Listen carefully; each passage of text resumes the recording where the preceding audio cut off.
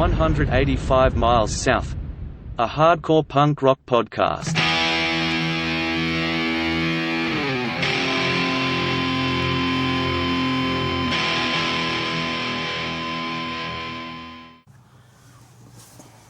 You just do a soft open. I'm here today with Ismael Hernandez from Dr Know, and currently False Confessions as well, right? Yeah. But you didn't play on the 7-inch. No. I joined like 8 years ago. That's sick. So for like the comeback run. Yeah. And they're still super sick. Or you guys are still super sick. They're amazing. We're writing a new record. It's fucking incredible. Yeah, and that's a band that could like do something now, and it's like timeless type music. Right. Yeah. Not dated at all. So, to give everyone an introduction on Ismael, you actually coined the term Nardcore. Well, I said it first, but I mean, it wasn't a big jump from Oxnard hardcore to Nardcore. Yeah, but it's still the first. Right? Well, I mean, like Tony and John from Ill Repute were the first local guys I heard say hardcore. I mean, I'd heard the term before, but they were the ones that really started using it that I heard, and so it's kind of cool that they're kind of the ones that really ran with it. But they were saying hardcore or Nardcore? They were saying hardcore, and then I said Nardcore, and then they kind of took, they kind of ran with it. Yeah. Because I kind of associate that with Ill Repute, kind of. Sure. Sure. And what age? Even though they're from Wainimi. Yeah.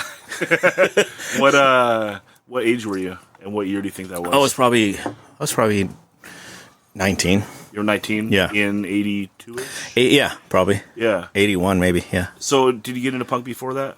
Yeah, I have older brothers, so my older brothers were into stuff like the Stooges and the MC5 and Slade and T-Rex, so when the first Ramones album came out, they loved it right away. Yeah. So I heard punk from the very beginning, but I didn't really immerse into it until like late 79, 80, when all the like Black Flag and all those bands started coming out. I loved that early stuff, but when I heard Nervous Breakdown, I remember thinking, okay, this is something different. Yeah. This is way angrier. This is how I feel, Yeah, what do you think about if just a kid, let's say a 15-year-old kid today, heard that the first time? Don't you think it resonates the same? Well, I would hope so. I would think so. Yeah, I mean, the music is so timeless, and it's like, it's impossible to recreate.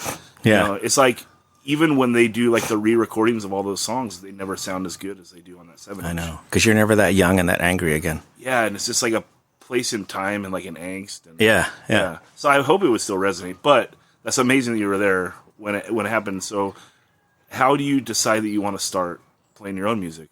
Well, my older brother Gilbert was teaching me to play guitar, and I was just playing along to records. And then I ran into an old high school friend, Robin Cartwright, and he was best friends with Kyle Toucher. Mm-hmm. And they told me that they wanted to start a punk band. Mm-hmm. And that's how Dr. Know was born. And that would have been 80 or 81? It was, we started talking about it at the end of 80, and then the first practices were like February of 81, I think. Okay. And now, do you do demos before you do like that Mystic stuff that ended up being like the original group? The first thing was the original group that we recorded, yeah. Yeah, so how do you get like courted for that? Like, how does that happen that you end up going to like the studio? Actually, that's because of Brandon, because he was going to be on a TV show called Whatever Happened To. Okay. About child stars. Sure. And he told him he was in a band and he wanted to play a song for the show. Okay. So they paid for us to record, and they played like a 2-second blurb of us in the studio playing live on that show. It was on Dick Clark production. Okay. So they paid for it, but then we didn't have the rights to it, so that's why it was released after Plug in Jesus. Okay. Because we couldn't legally touch it. Yeah.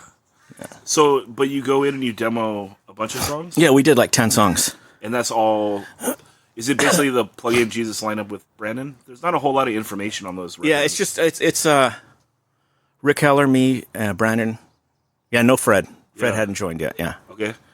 And those songs are like more simple and yeah, because we were trying to be Discharge, basically. Yeah. I mean, they're great. They're just like, you haven't hit your apex yet. Right. So those are all recorded in like 82, 83? Maybe late 81. Yeah. Early 82 at Goldmine here in Ventura. Okay. And then you don't go record until you do Plug in Jesus? I'm not sure. Okay. Because I know that we released a song on Slimy Valley. Okay. And I think that was before Plug in Jesus. I think that was the same year. Yeah. They're both 84. So Yeah. you may have recorded that song. I think we may have recorded that song before, but I don't remember. So what are you doing in between, like, recording that demo? Do you put it out? Like, is it on a tape for people? Like, do people get familiar with those songs at all? No, because we didn't have any rights to it at all. Yeah. Yeah. And are you just playing parties? We're just playing parties here in Ventura and getting shit thrown at us. Yeah. And just then playing anywhere. You're just playing anywhere. And then eventually John from Circle One liked us, so he started getting us gigs in L.A. Yeah. And how do you meet the other bands that are going around the time? Or was it only Aggression because it's 81? Ill Repute started that same year, I'm pretty sure, 81. Okay. Ill Repute I met because our very first show, we played at a park in Camarillo for a Battle of the Bands. Okay. And they showed up because they heard there was a punk band playing. Yeah. And that's how we met Ill Repute. That's so sick. I know, isn't that crazy? It's funny because some stuff never changes, or maybe it did now, but from your generation to my generation, it's like, well, I played the Battle of the Bands in Camarillo when I was 15 also, you know? Yeah. And made friends with, like, the other punk band also. So Yeah. It's like, some things never change. Yeah. I hope there's still kids, like, you're trying to play everywhere, right? You're 15. Yeah, exactly. So, that's sick.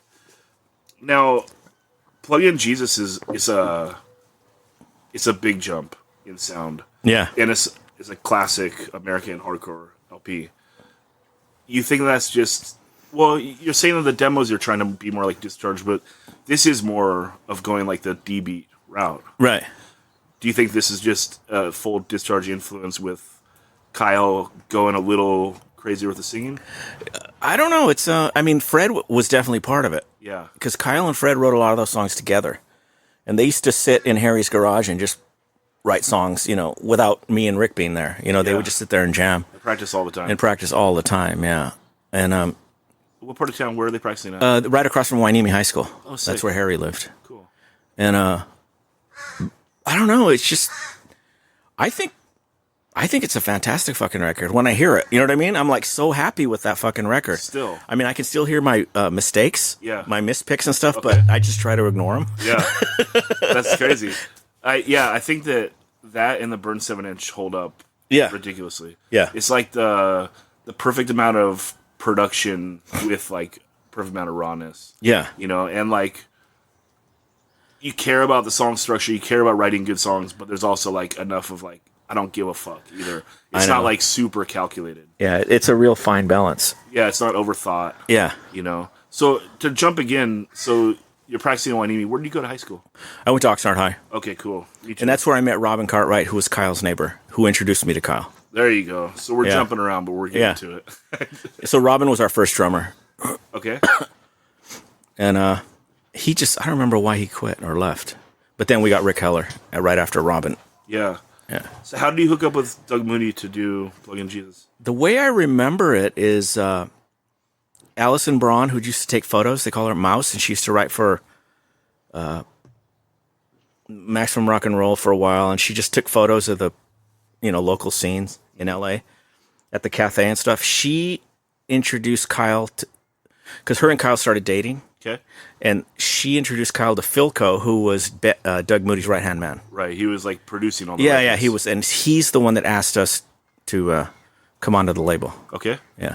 And how did it work? Like you go in and you just record. Did you have to pay for anything? No, they paid for everything. Because Tony was saying that they had to pay for What Happens Next, or not What Happens Next, for the Land of No Toilets. I don't remember that happening. Yeah. I mean, that's a jump. That's a year or two earlier. Yeah. So by 84, maybe he's trying Yeah. to do the label more legit. Talk about a jump from Land of No Toilets to fucking What Happens Next. I know. I mean, again, it's like I've said it on here a few times, but it's amazing to me that all the Nardcore bands like pre-94, except I think the Aggression LP is 83, but the Stalag and the Dr Know and the Ill Repute, before 84, they're like faster and more generic. Yeah. And it's like they just do little tweaks to their sound, and in 84 they all stand out, and they do like they're basically masterpiece LP. Right. Like Yeah. I agree. Yeah. Yeah, it's insane because the Stalag demos are not good. Yeah. It's pretty generic thrashy stuff. Yeah. Yeah, but In Control is like out of this world. Well, obviously. Yeah. Well, you got to choose a band name and a logo, and it was like so easy just to lift something. But yeah, so you go record Plug In Jesus. How do you remember how long you took in the studio or anything? I don't. Yeah, but do you feel like it was a day, or you feel? I like would it think was a week? I would think it was probably 2 days. Yeah, Yeah. yeah, and then I remember sleeping at Mystic, okay, so it must have been 2 days. which is normal because Doug slept at Mystic. Yeah, sometimes, yeah. I mean, there was couches everywhere, and people just crashed there. Yeah, it must have been kind of a large place because Tony was saying for the Halloween live 7-inch, she had like 80 people in there. Yeah, it was yeah. I mean, they had a big like like room outside the studio. There was like 2 or 3 couches, and where people just you could go there anytime. There'd be people sitting there drinking because the cafe was like right around the corner. Right. So it was like a pre-party at Mystic. Yeah. You know. That's amazing. So the record comes out, and do you feel like does it make an impact? Yeah, it changed everything because that was our first nationwide tour. So you tour right after. Yeah. But let's talk locally a little bit. Are you playing bigger shows now? Oh yeah, Are yeah. you drawing? It because we had something to show. Right. You know what I mean? Right. So yeah, definitely. We stopped. We weren't opening anymore. You know, we started playing better shows. Bands started asking for us. Yeah. Yeah, it definitely changed everything. And do you remember the lineage? Because I just know that everything is 84. So do you remember, like, did Ill Repute come first? Did you come first? I don't remember, yeah. Because they just all hit in the same year. Yeah. And do you feel like one... I mean, that's a weird question to ask you, but do you feel like one of those bands is more popular? If you, Ill Repute, Stalag, and Aggression all played a show together in 84, is Aggression headlining just because of seniority? I would, in my mind, the way I see it, I think that Aggression and Ill Repute are probably the 2 most well-known Nardcore bands, but I could be wrong. But that's my impression. But at the time, locally. Oh, Aggression, because they were older, yeah, and they'd been around, Yeah. and everybody loved Aggression, you know. Yeah. I mean, if you're talking worldwide today, I mean, I would say Dr. Know is as popular as Ill Repute, just because... Well, I think that I'd say that's true crossover now. appeal. Yeah, I'd say that's true now. Yeah, Yeah, because of the internet, and you can find everything now. Yeah, it's a more crossover appeal. You know, you have Hessians that love Dr. Know, and you have punkers like Dr. Know, and punk dudes that, you know, traverse the whole scale of punk. Right. Right, from whatever you like to whatever you like. Yeah. So, you do a tour right after Plug in Jesus. Yeah, we go to New York for the first time, CBGB's. Holy shit. And I remember we were at practice, and Rick said, "Hey, I'm booking a tour, a U.S. tour," and we're like, and me and Kyle are like, "Yeah, Seattle, El Paso, the same West Coast shit that we've done 10 times, you know, which is fine, it's fun." Yeah. And he goes, "I got us a job at CBGB's," and I remember I literally said something like, "We can't go to New York," and he's like, "Why not?" And I'm like, "Oh, I guess we can go to New York." Yeah. I just never thought that big. Yeah. You know? Let's jump back. So you had done some West Coast touring. Yeah. And you're doing it without a record, just like the name. Yeah, well, maybe a little bit. But after Plug in Jesus came out, we must have done a West Coast tour before we did New York. Yeah, and how would those shows have been? They were great. We always did really good in Seattle and San Francisco, Portland. You know, we always did really well. Yeah. Okay, so this first U.S. tour, do you drive straight to New York, or do you work your way out? No, I think we worked our way out and worked our way back. Yeah. Yeah. And do you remember anything else from the tour? Just fucking playing at CBGB's, man. I know. That's like... we played there in 03, and I was starstruck, too. Yeah. I can't imagine 84. Yeah. It's like firing on all cylinders at that point. Yeah. So, but you don't remember another story from that tour? Man, I'm horrible at this shit, yeah. I'd have to have someone to bounce off, you know what I mean? Yeah. Yeah. No, I know it's harder. Yeah. But this is a better way to document individual people, I think.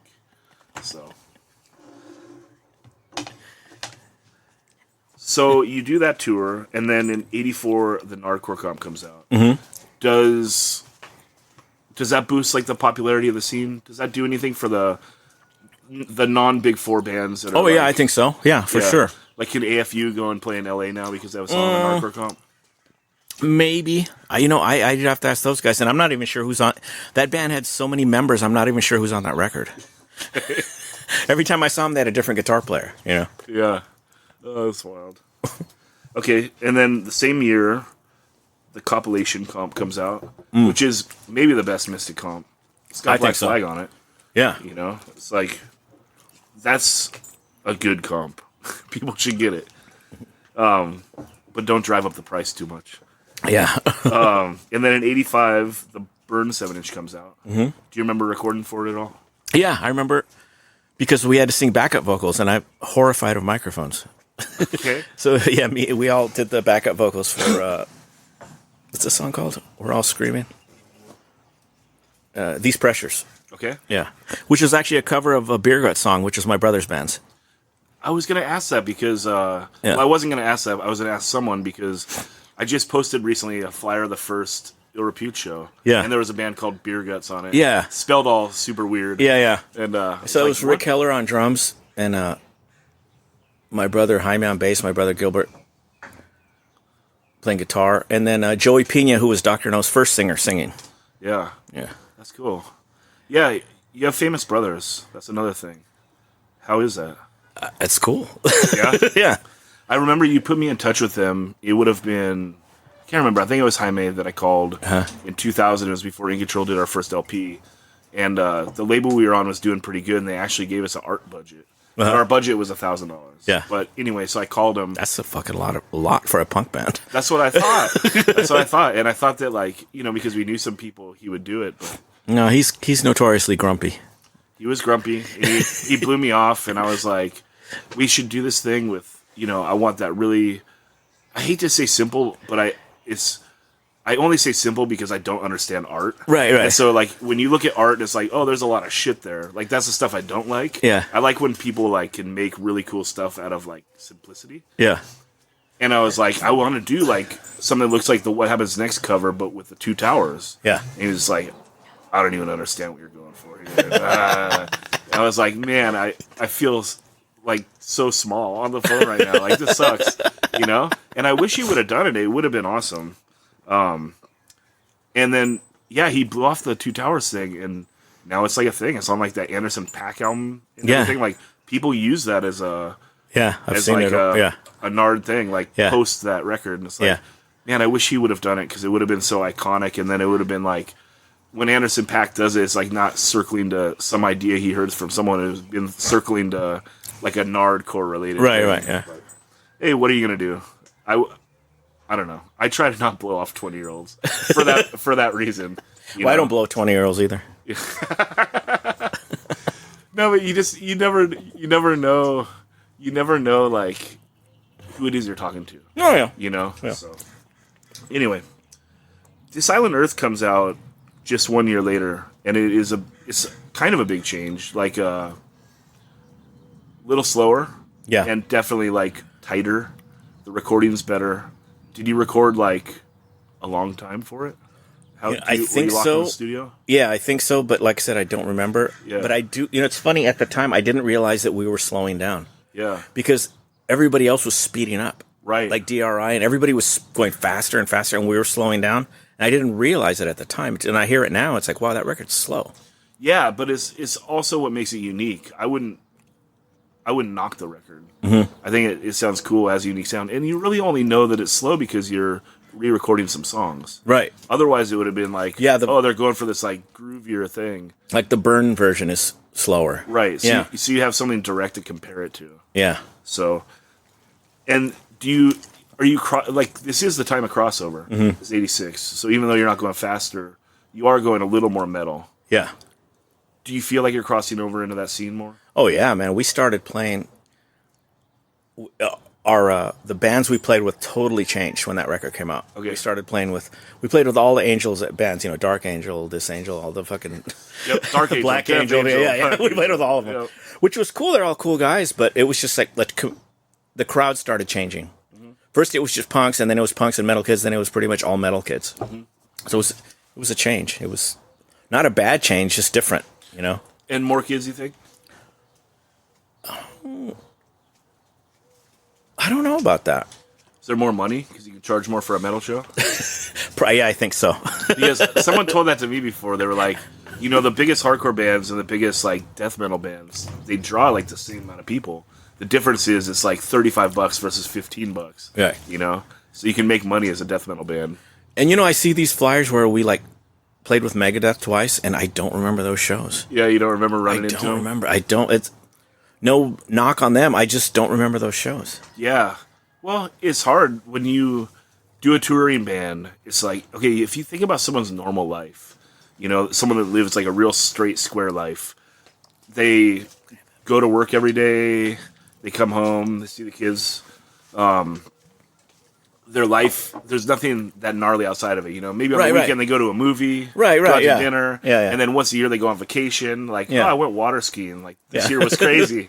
You know, you think about being in a band, and it's like even if you just tour once, you go out for 30 days. It's like every day something Yeah. weird is happening. Yeah. Crazy and unexpected. Like just something that like is outside your norm. Yeah. You know, so I completely understand with like memories just getting pushed out of your brain.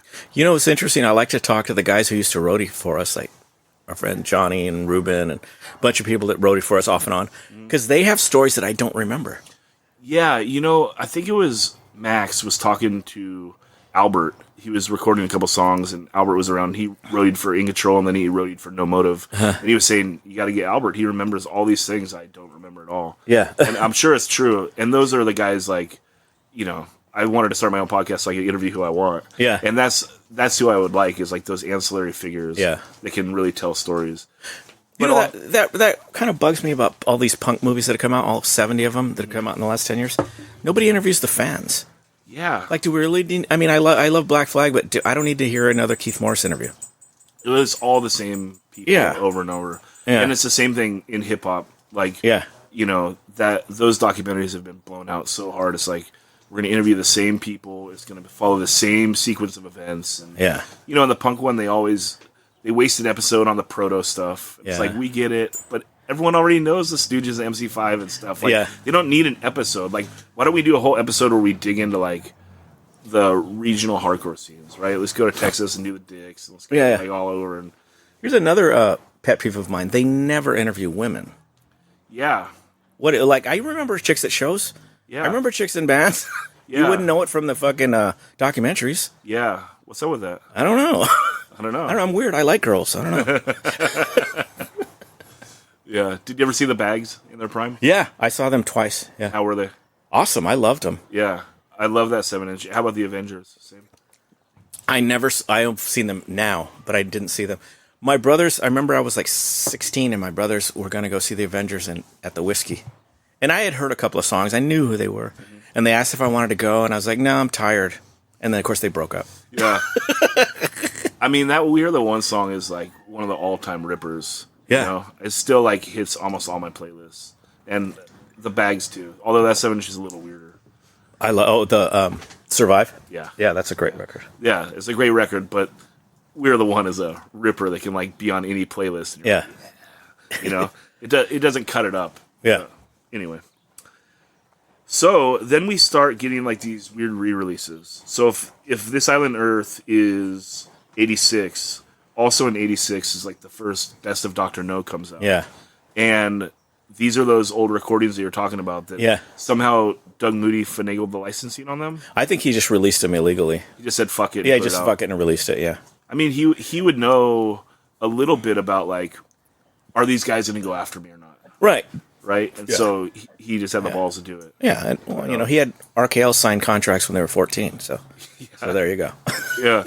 You know, actually, a lot of people have been hitting me up recently because we talk about the big four, Nardcore, and they're like, well, where does RKL stand? Yeah. And I can't really answer that question. I'll tell you the answer that I give, and you tell me if I'm completely wrong or not. Part of it is like the big four of Nardcore. It's like their Oxnard proper bands. Yeah. And then also the RKL record, it did come out 1 year later. So Yeah. it's 85 instead of 83 for Aggression or 84 for the other bands. How, He knows the years. I don't know the fucking how years. well, I got to do a little research for these things, right? So, yeah. But where do you think RKL fits in to like Nardcore? Well, that's so interesting because I know that they never thought of themselves as Nardcore kids, Yeah. but they were totally a part of Nardcore. Yeah. Do you know what I mean? So it's kind of I don't know.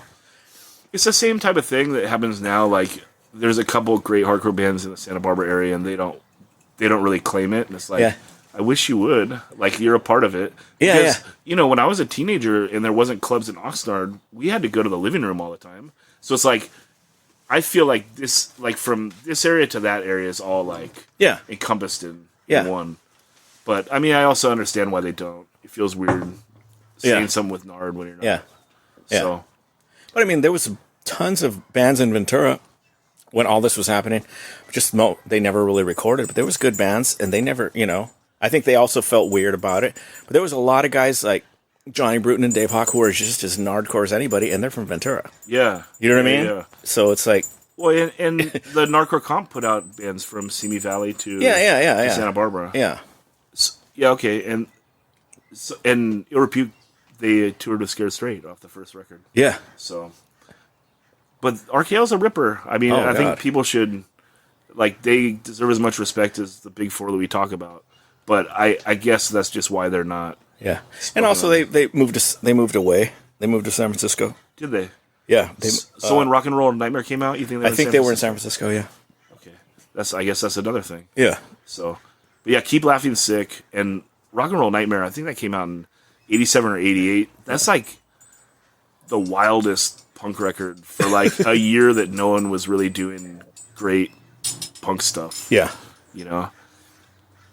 Me and Max were talking one day about the origins of the do da da da drum beat. Yeah. And we think it's that. Do you have any idea? No. I wonder who would have done it first. Because everyone did it in the 90s. Yeah. All the NoFX and stuff. Do da da da da. And it was where's it from? And we're listening to that RKL record with our ear to the speaker, is he doing it? It kind of sounds like he is, but I don't know. Isn't it funny how important drumming is? Because I'll hear a song, and I'll go, I don't really like the song, and I realize it's the drumming. Of course. Yeah. Of course. I mean, punk music is something where, a lot of it is 3-chord music, where the sizzle on the steak is the drumming. Yeah. Or having, a great singer. Yeah. It's you have to have a base of something, and then it's sizzle beyond that. Same thing. I guess they re-released the same thing the next year, and this time they're just saying original group with Brandon on it. Yeah, yeah. And this is all unauthorized. Well, I didn't know anything about it. Yeah. But are you pissed about it, or you're just no? It's cool I was kind of cool that those songs were finally out. Right. I mean, Yeah. they're 4 years old at this point. You're like, oh, sick, they're out. I can listen to them. Yeah. Yeah. And did he give you records? Do you remember? I don't remember. What year did that come out? Best of Dr. Know '86, the original group featuring Brandon Cruz '87. Yeah, so I quit in I think '87. Okay. So I don't remember if I even knew it was out. Yeah, so you quit right before Wreckage and Flesh, Right? or before they started songwriting for it. Yeah, we were writing. I remember writing War Theater. We were writing War Theater, and that's when I quit. Is that why? No, no, I just didn't. I just felt like we were spinning our wheels. Okay. We kept putting our records out, but we're still touring the same cities, still playing to 100 kids, and I don't know what I expected to happen. Yeah. And also, honestly, I wasn't into speed metal, and we're playing with pretty much all speed metal bands now. Yeah. And it just wasn't my thing. Yeah. Yeah. I don't know what I wanted to do because I was kind of tired of punk too. Yeah. But I knew I didn't want to play speed metal. Yeah, I mean, I think that's a fair answer, right? Yeah. And it's okay to get tired of punk and not want to play speed metal. Yeah. Most people got tired of punk and started playing speed metal. So I don't. Yeah, and that's an honest answer that you don't know what you wanted to do. Yeah. So what do you do? I stopped playing music for almost 12 years. Yeah. That's it. Until you come back around. Until Brandon convinced me to come back. Yeah. Yeah. Which would have been Happily? Did you play on that? Yeah. Okay. So that's you back in 2001. Yeah, Brandon. I think we started jamming again in 2000, yeah. Yeah, and the record is Happily. And I think I saw you guys in that era. Did you play with Poison Idea at the Whiskey? Yeah. Okay. You were one of the 3 people there. No, there was 100 people there. I don't know. There was at least 50 people there. Yeah. So, and both bands ripped, but both bands didn't have their guitarist, right? Right. Yeah, because Pig Champion... Well, I remember when Poison Idea walked in, and I went, is this Poison Idea? Yeah. Yeah. I think Pig Champion he was still alive then, but he must have been a big boy and not easy to travel. Yeah. So, but, yeah, and then, are you taking heat for... Oh, yeah. People were yelling, "Where's Kyle?" And yeah, I remember there was this long hair, kind of crowd surfing, flipping off Brandon. Yeah. That guy, yeah. Yeah. I We're remember thinking that. the same guy. When we played the Ventura Theater the first time with that lineup, someone kept yelling, "Fuck you, this isn't Dr. Know, where's Kyle?" Yeah. And then after I was backstage, and I was like, "Who the fuck was that?" And Brandon goes, "That was Scott Porcho." Yeah. Well, not going to argue with him. You're like, oh, You got a point. So, but yeah, so you get any other heat? But Kyle wasn't doing anything then, right? No, he wasn't. And what do you think the proper way to go about that would be? If like you and Brandon want to play songs, you play a lot of those older songs that are like the Brandon era. You're right. But I mean, Kyle wrote them, right? Yeah. But he's not around playing them. What's Okay, the here's proper what angle? I think, because I think that, and maybe I'm saying this because I'm, because Kyle wrote 90% of the songs. Sure. Those songs belong to everybody in the band. Yeah. I mean, the band does. He wrote those songs, but the band, I drove fucking 12 hours a day. I fucking slept. I woke up with cat shit in my hair, on tour. I mean, everybody in the band owns that band. Yeah, and you're in the room when the songs are getting written. Yeah. And you're giving the okay. You're like, oh, that's sick, or that sucks. Yeah. So it's not like... Yeah. And it's like, if you weren't there negging like the stuff that was bad, you're not going to get like Right. that good song. I mean, right? everybody works their ass off to make it happen. Sure.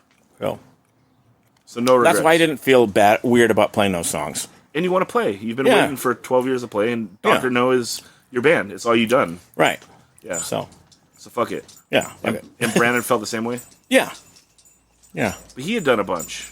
Yeah. He never stopped playing Dr. No songs in his different bands. Yeah, he went through a slew of bands, even the Brandon Cruz band. I know, which I think is hilarious. I wish they would have done a CD.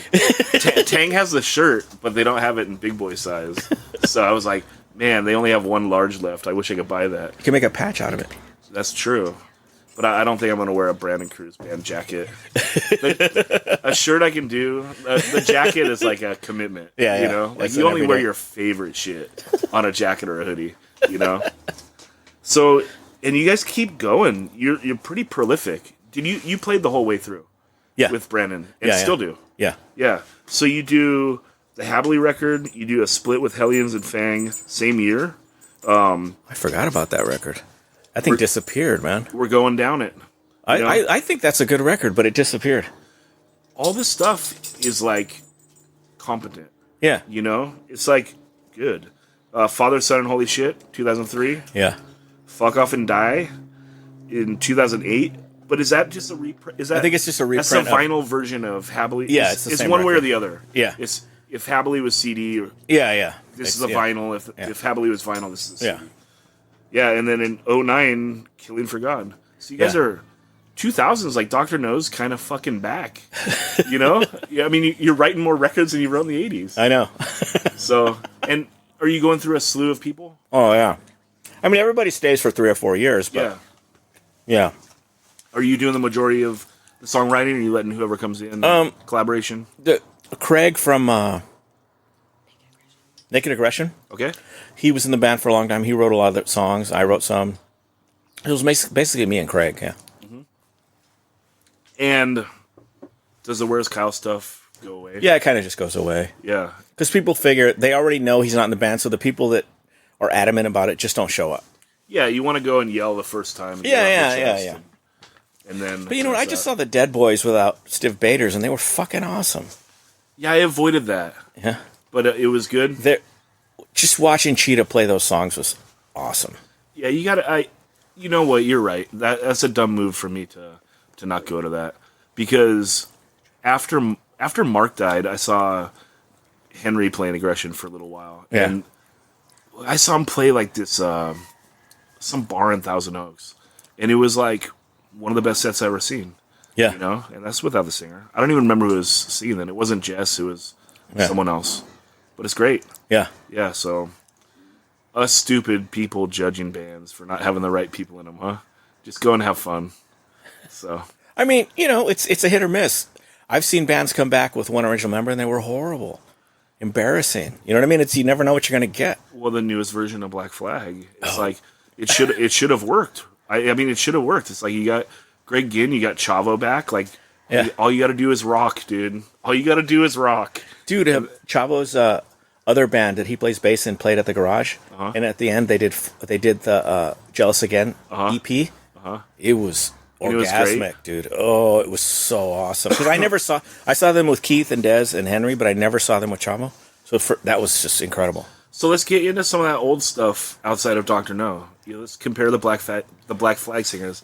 So you saw him with Keith? I saw Keith with Keith once. Where would that have been at? At the Hong Kong Cafe in Chinatown in downtown LA. And what's the capacity of that club? Oh, probably 100 people at the most, maybe 60. It was a Chinese restaurant. Wow. Yeah. And it's what year again? 79. Okay, and it's packed out. Yeah, it was. This was an awesome show. It was a Red Cross opened with Greg Hetson on guitar, Chavo on drums, and then what's his name? McDonald on bass, the younger one. So the two McDonald brothers, yeah, and then I think the Chiefs or the Middle Class played, and then Black Flag, and then the Germs. Holy shit! Yeah, and Jesus, that's a hell of a show. I know. Even then, I knew. Wow, this is a hell of a show. Okay, so then you see the Dez era where?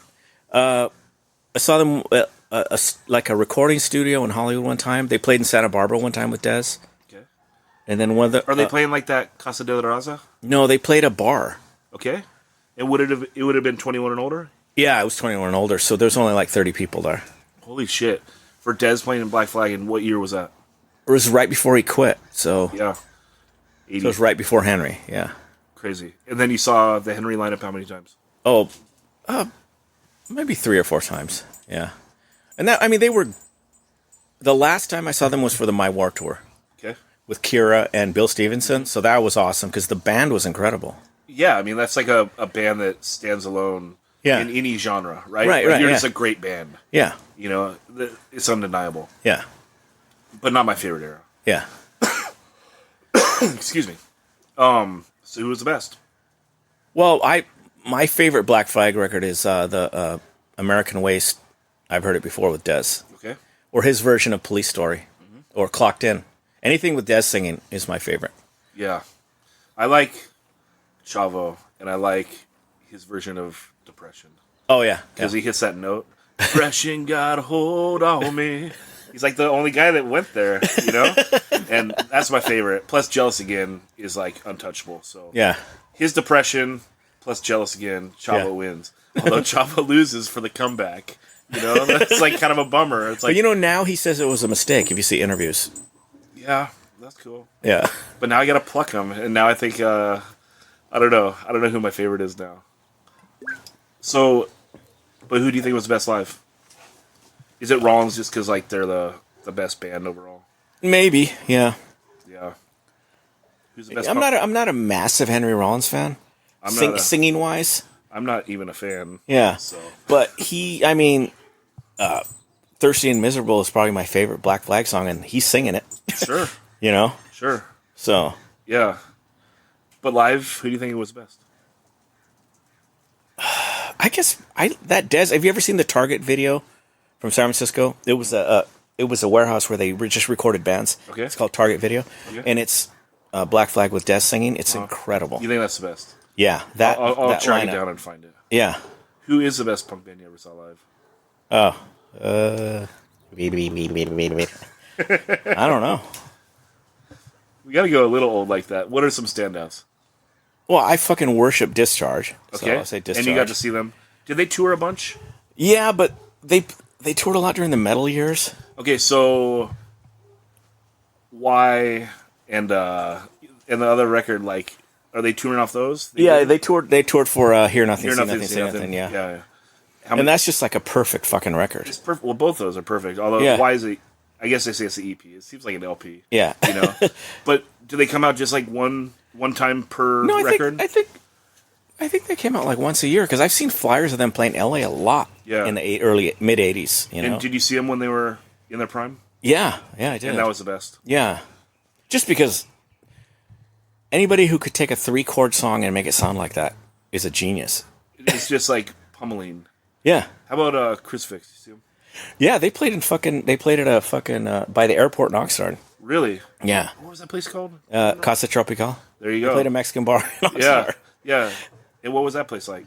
It was awesome because it was kind of the height of the birth of, you know, Nardcore and all that, and all the Santa Barbara kids were coming down. People were coming from the valley, you know. So it was awesome. It was incredible. It's a great time. Do you remember them being a standout live band though? Oh yeah, they were great. Because Great they're band the live. other one. I mean, right behind Discharge. Like, Yeah. Just punishing. You're Yeah. waiting for it to go slow, and it's like, nope. Staying right in the pocket. Yeah. So, yeah. And so now you're doing No. You dropped the Doctor. Yeah. And was there any reason why? I mean, Oh, just so that if Kyle starts up Dr. No again, there's not an issue. You know what I mean? Just that's so true. people know what they're getting. that's true. Because Yeah. I'm trying to remember when he would have come back. It would have been right around 2010, maybe. Yeah. So that makes sense. I think. Have you I've approached him? No, I will. Uh, I will. So Yeah. he'll be an interesting interview. yeah. But He's he's like a brother to me. He's an awesome guy. He's just he can be difficult. You know. He knows what he wants. Yeah, I mean, look, one of my couple things I like about being an adult. One is I can choose so I can have around me. Right. Which is the best thing about being an adult, right? You Yeah. cut shitty people out of your life. But as an adult, the other thing I really look for in people is just consistency. Right. So, like, if you know that he is a certain way and he's always that way, then you can learn to love him. Right. Exactly. You know, it's not like he's cool sometimes and freaks out sometimes or whatever. Or if he does it consistently. You know, so you can like him. And in every band, there's one person whose vision everybody's putting in their shit, but there's usually one person with the vision of what the band's going to be. Yeah. That was Kyle. In False Confession, it's Fred. Yeah. Fred comes to practice. I bring a song. He rewrites it. That's fine because it makes it awesome. Yeah. Israel brings him lyrics. He goes, I don't like that line. Yeah. Do you know what I mean? Yeah. It's Fred's vision. Yeah. And we all put in our shit, but it's really Fred's vision. You know what I Yeah. mean? And there's somebody like that in every band. Yeah, and that person is always a little bit of a freak. Yeah. Yeah. Exactly. Yeah. So, No is actually, you've gone to Europe? Yeah, we went 17. Yeah, that was so much fucking fun. We'd never been there. Yeah, that's what I was going to ask. So you never went? No, I mean, I've been there as a tourist, but not playing. Sure. Yeah. But even like this Island Earth, you didn't go. No, we were always led to believe that they weren't interested in American hardcore bands, and then we get Well, there. you got lied to. I know. We were in Berlin, Heart and Soul, whatever it's called. Berlin, Wild Heart. Yeah, Wild Heart in Berlin, and there's this German guy sitting there, and he's in his late 50s, and he opens his shirt, and he's wearing a homemade Ill Repute shirt from 1982. Yeah.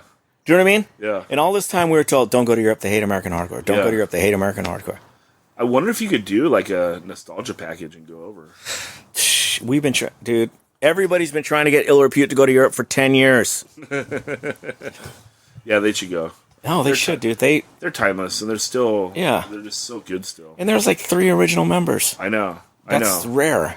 Well, the drummer they have from now has been with them for 15 years. I know exactly. Yeah. You know, the new guy, he's been around for 15 years. Yeah, I know. Like 3 times the length of an average band. I know. You know? Exactly. So, and Carl's still around. Yeah. He might want to tag along and play a few songs too. I'm sure he would. Yeah. So, Yeah, Europe was awesome, man. The kids were fucking awesome. what type of places are you playing?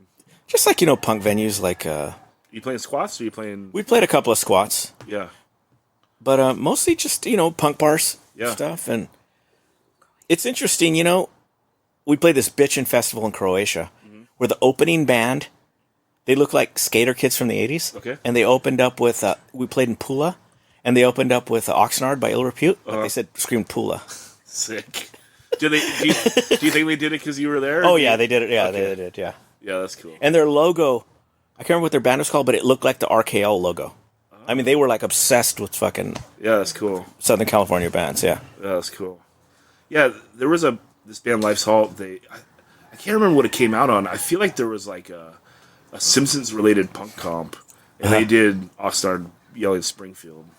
So it's pretty cool. It's timeless. Yeah. All that stuff. It holds up. We're lucky to be from a place where like our bands were good. We're not like latching on to some like third rate band. And Right. And also we've never. Have you felt like Oxnard it's tried to be its own thing? You never tried to like latch on to LA or Yeah, I mean, we played LA way more than we played in Oxnard, obviously, because there's more places more to play. places?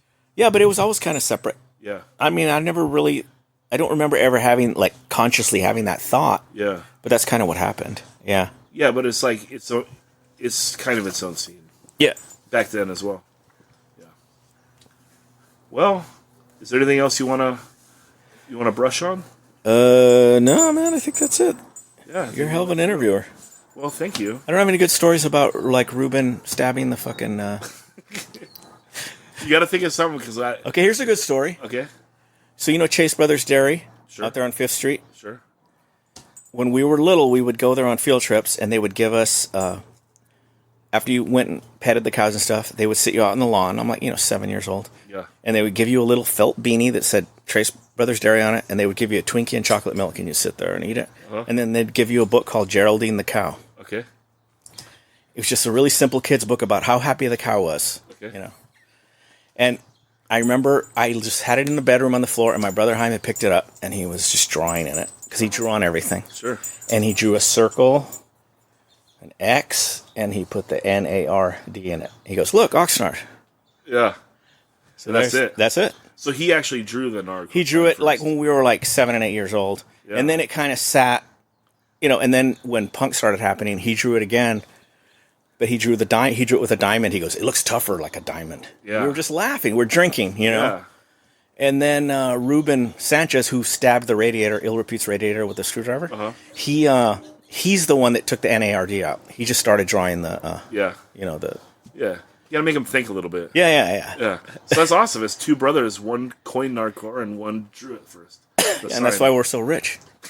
I was saying, I'm waiting for my check. This is a pretty nice spread, dude. Oh, yeah, dude, I can't complain. I got the nicest, best wife in the world. I got a bitchin' house. I got no complaints. Yeah. You and Larry, your backyard games are strong. So, I mean, I grew up Silver Strand. There's no backyard. Yeah. Live in San Diego in a condo, no backyard. So I'm always stoked on when people got their backyard game on point. So it's cool.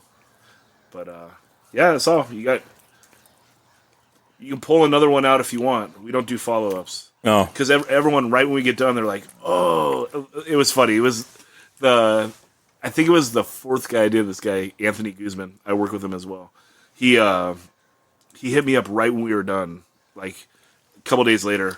"Oh, I actually remember I got into punk a different way. Let me tell the story." And I was like, "Dude, I'm not editing the fucking podcast for you. Like, get out of here, But then it was funny because I was like, that's why on podcasts, it's like episode 5 or 6, I bring him back on. He gets to tell his little story. Right. But I brought his buddy on to roast him. And so they roast each other back and I forth. could have done that. Oh, here's another story, real quick. We were practicing in Kyle's mom's garage, and Dave Casillas and Tom Niemeyer from The Accused. Okay. They're like 14 years old, and they show up to watch us practice. And we didn't have a name yet. We were just writing the first songs, and Kyle and Dave goes, "What are you guys called?" And Kyle goes, "The Accused, but I think we're going to change it." And Tom said, "Can I have that name?" And we say, "Yeah, we're not going to use it." That's great. So there you go. Yeah, that's good. You know, I almost forgot what to ask, and I'll tell you the precursor. So, the first drummer of In Control, Tony Molino, he, everyone's got stories, and he used to say like, "Oh, sometimes Dr. Know would practice in my dad's garage," and we just thought he was like making up stories or whatever, right? And then one of us gets plug in Jesus, and on the thanks list, someone's like, "Thank you to the Garage Walrus." And so Tony Molino's dad, Al Molino, is a pretty big, heavyset guy, and we're like, "Holy shit, Tony was telling the truth. Al Molino's the Garage Walrus. It's gotta be, And but I guess I should ask you. Oh, so there was a Japanese family at the end of our street. My best friend George and his dad used to sit in their lawn chairs in the garage and watch Dodger games. They had a TV in the garage, right? Okay. And they'd be out there all the time. His dad would be drinking a beer. And Kyle would be dropping me off from practice or whatever. And we drive by, and on the garage door open, one day we see a purple fucking stuffed walrus sitting on top of on the garage door. And Kyle just starts praying, going, "Ah, the Garage Walrus," and starts bowing and shit. So that's what that was about. Oh man. Okay, Tony. I apologize for all those years of thinking that your dad was the Garage Walrus. Off the hook. We were wrong. But that would have been hilarious because he was a big dude. Tony used to get bummed because he'd go to a show and buy a hoodie, and he'd come home and his dad he'd show up and his dad cut off the sleeves and was sleeping on the couch in it. It's like, "Oh, my hate breed hoodie." you know. But okay. Well, you have anything else, or No, I you think feel that's good? it, man. Yeah, I feel good. Cool. I didn't freak out. I'm good. Yeah, you know, people get nervous, and I get nervous as well, and Yeah. it's a different medium, but I'm trying to document everyone. So Has anybody interviewed you? no, we'll do it for sometimes when we bullshit, it's okay.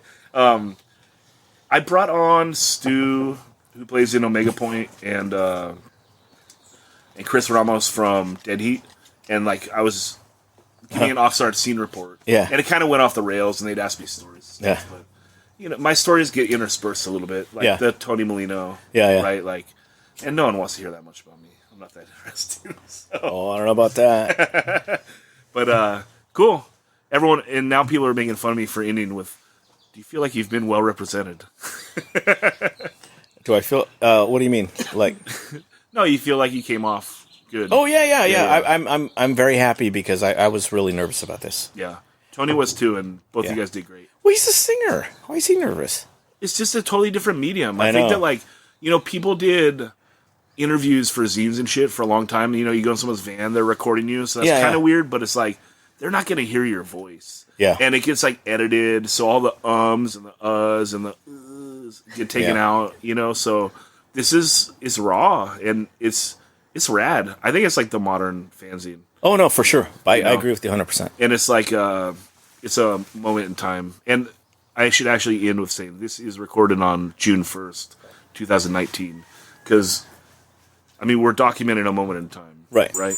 Tomorrow, you might have beef with someone. Like, Yeah. oh, me and Brandon Cruz had a falling out. Fuck that guy. But hopefully never. If it I hasn't think happened I yet. think it rules that you guys have been friends for so long. Really, everyone has. There's like, all the older guys seem to get along, and it's rad. Have you seen my West tattoo? Sure. Oh, let's see. Kook, because she's from the valley. Ah, you got branded. He loves That's- it. He cracked up. He was all. That's hilarious. All right. Thanks so much. Thank you.